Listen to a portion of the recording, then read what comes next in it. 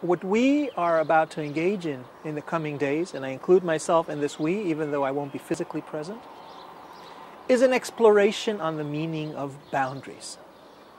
We all inherit boundaries, and all our traditions are based on boundaries. Our identities are constructed by having borders, boundaries. And what does globalization do? It throws those boundaries apart. It means that yesterday's boundaries are changing. The world is becoming, as the proverbial saying now goes, a global village, which means the boundaries have come apart. And we'll be looking at what does it mean to have boundaries. Do we want to have boundaries like that defensive wall or like that historic monument? We've inherited boundaries from our traditions. How do we want to live in those boundaries today? Can we live in a boundary-less world? If we do, we lose the meaning of our faith traditions. Do we simply uphold the boundaries of old? If we do uphold the boundaries of old, then we, in a sense, are failing to allow the walls, the kind of transformation that the wall of the old city has undergone, from being a fortification to being a beautiful tourist monument. What then is the wisdom of learning to live with boundaries? And I think with this issue is going to be revisited time and again. We look at globalization, we'll be looking at breaking of boundaries. We look at multiple religious belongings, we'll be looking at how can boundaries be constructed in new ways? In what ways do the old boundaries need to be respected? In what way is there room for new boundaries? And when we look at the question of taking two traditions, Islam and Buddhism, and moving them along from hostility to hospitality, we look again at how do we make our boundaries permeable? If the wall is too high, there's hostility. You make the opening in the wall and someone comes in, you have hospitality. But you can't have hospitality without a boundary, because you need the wall of the home to invite someone into. So maybe we are moving to a spiritual state with no boundaries. There is a spiritual vision where we all go beyond boundaries into one great big unity, and yet we need to have our homes. And we cannot practice hospitality if there's no wall of a home to invite the other into.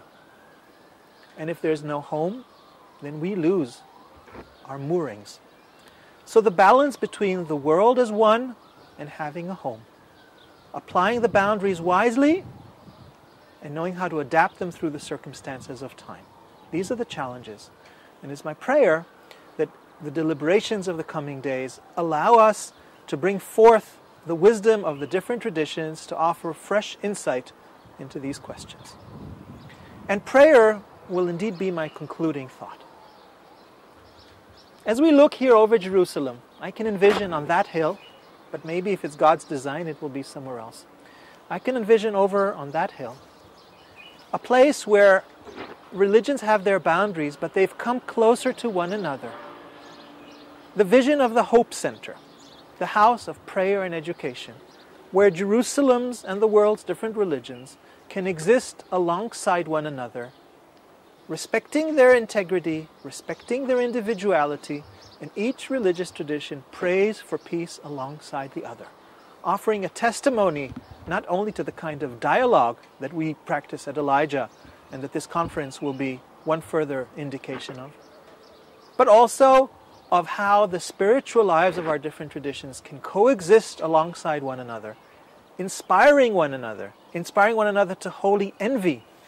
The term holy envy, I add in parentheses, is one that was imported to the interreligious arena by a dear friend, Bishop Christer Stendhal, who passed away last week.